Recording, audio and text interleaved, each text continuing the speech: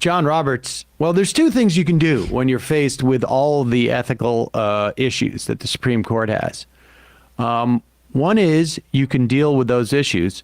The other is you can say that you're going to deal with those issues. And guess which option John Roberts has taken? Here he is doing his best to salvage his Chief Justicery, I guess. And on a final issue of concern inside the court, I want to assure people that I am committed to making certain that we as a court adhere to the highest standards of conduct. We are continuing to look at things we can do to give practical effect to that commitment.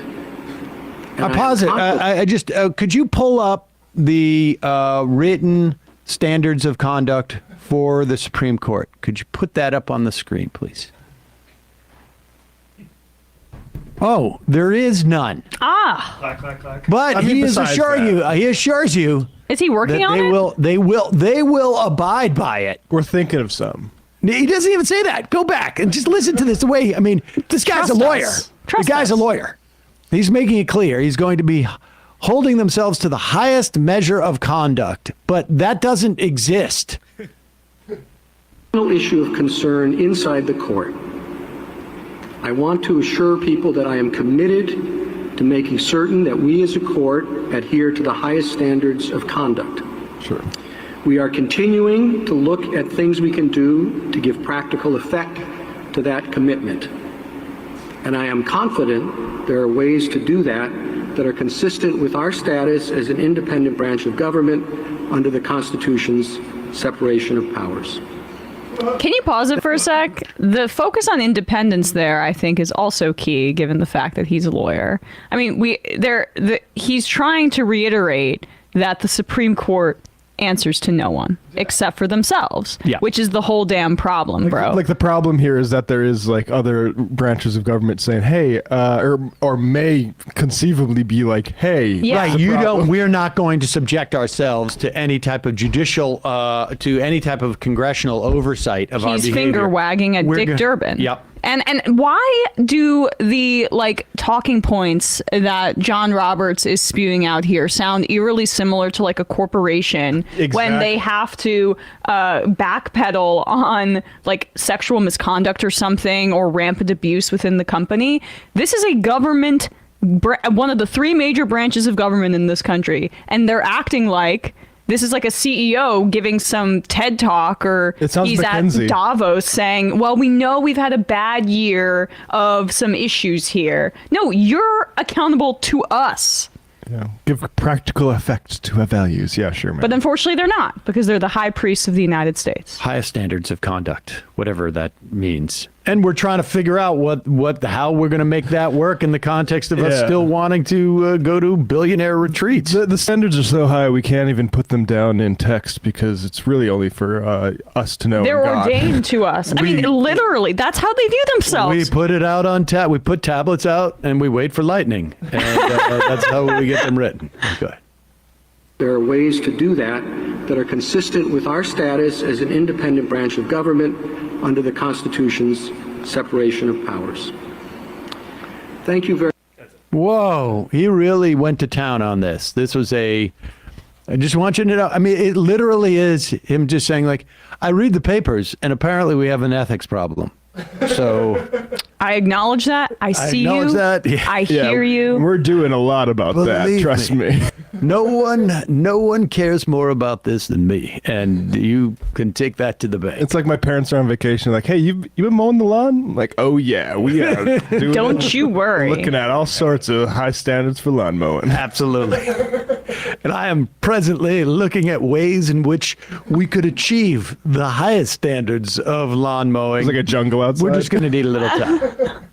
But then you would have to feasibly mow the lawn before your parents get back to cover your ass. In this instance, no, you don't have to do anything. And folks, and mom, dad, don't forget, based upon our arrangements, you never come back here. Yeah. So, speaking of, and maybe, I don't know if this was a coincidence. I mean, Is it possible that Harlan Crow is in constant contact with members of the court? Yes, it is. In fact, Just it's friends. Best undoubtedly. friends. The group chat. But here is Harlan Crow and his attorney Gibson Dunn. That's a huge white shoe law firm in Washington.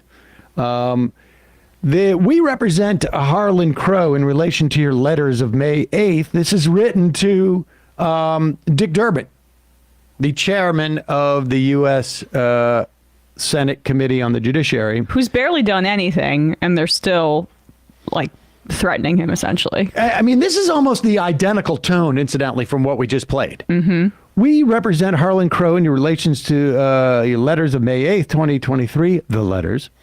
Today, we are also responding on behalf of CH Asset Company, Carey Commercial Limited, and Top Holdings, LLC. These are probably all Harlan Crow's outfits.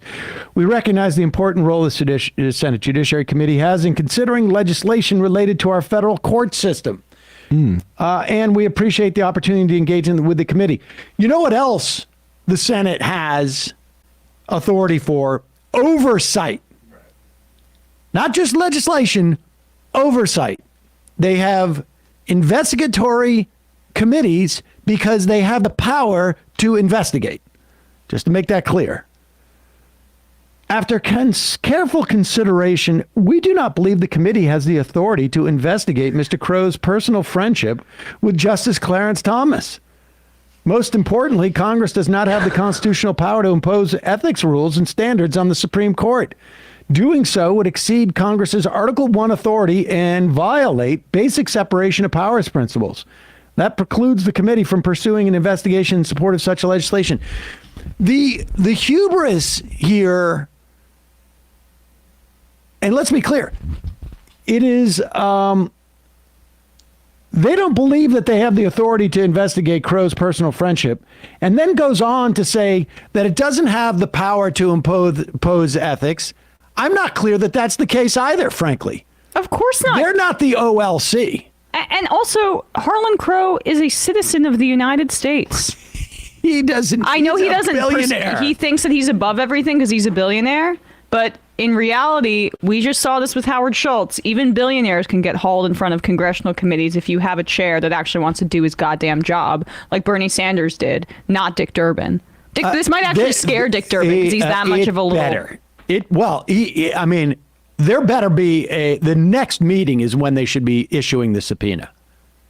And then let's see what happens then. That's just absurd.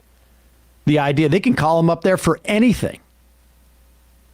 Unbelievable. The hubris of these people is just amazing. It's sickening. They don't even have to pretend.